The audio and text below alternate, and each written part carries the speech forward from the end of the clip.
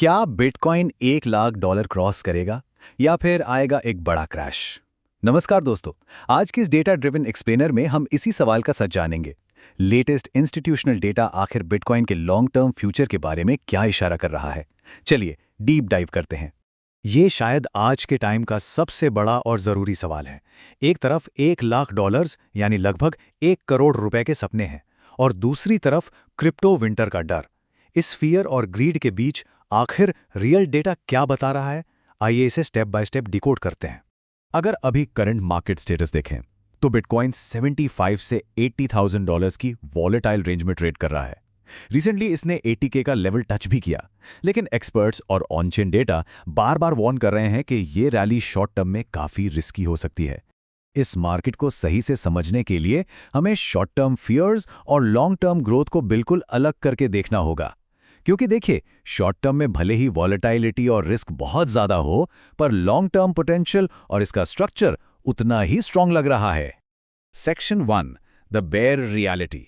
पहले उन short term risks को समझते हैं जो मार्केट में अचानक से पैनिक क्रिएट कर सकते हैं।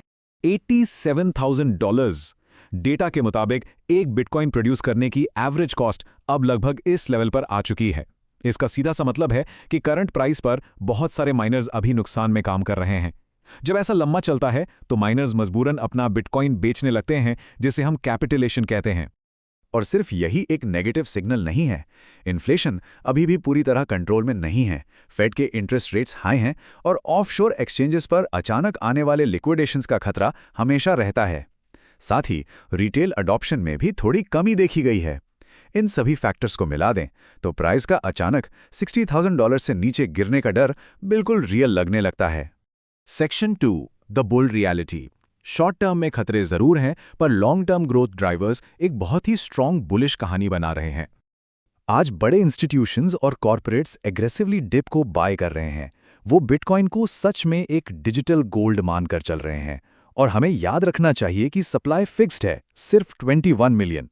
एक और मजेदार बात यह है कि माइनर्स अब एआई डेटा सेंटर्स की तरफ शिफ्ट हो रहे हैं, जिससे नेटवर्क पर कंपटीशन कम हो रहा है और प्राइस स्ट्रक्चरली ऊपर पुश हो रही है। और देखिए, ये सिर्फ हवा में बातें नहीं हो रही हैं।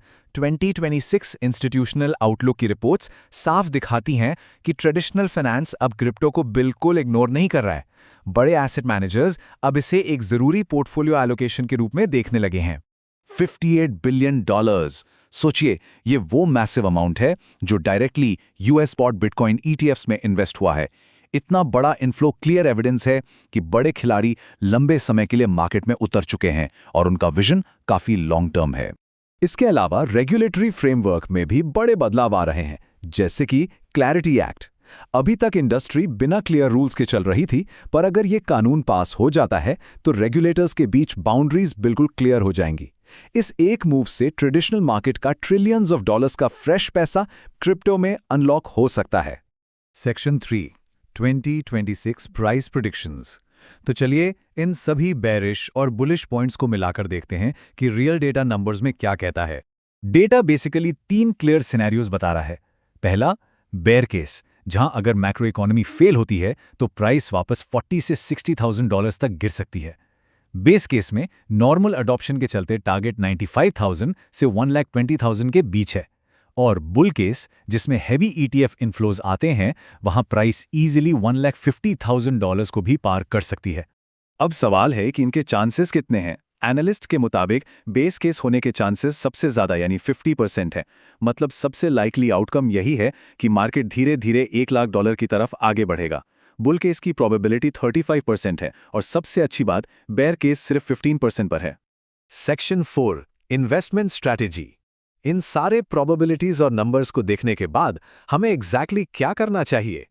डेटा एकदम क्लियर है कि इन्वेस्ट एक प्रो की तरह करना चाहिए। एक साथ अपना सारा पैसा डालने के फॉर्मों से बचें और एसआईपी या डॉलर कॉस्ट एवरेजिंग का यूज करें। और सबसे इंपॉर्टेंट रूल, मार्केट के छोटे मोटे क्रैशेस में आकर पैनिक सेलिंग बिल्कुल भी ना करें। तो निष्कर्ष यही है कि लॉन्ग टर्म डेटा बहुत स्ट्रांगली $1,00,000 से ऊपर की तरफ इशारा कर रहा है, पर रास्ते में झटके लगना तय है। वैसे आपको क्या लगता है? क्या हम पहली बार डिजिटल गोल्ड की असली पावर देखने वाले हैं या मार्केट कैपिचुलेट करेगा? अपनी प्रेडिक्शंस कमेंट्स में जरूर बताइए। और अगर आज का ये एक्सप्लेनर पसंद आया तो लाइक और सब्सक्राइब करना ना भूलें। Stay smart, stay invested.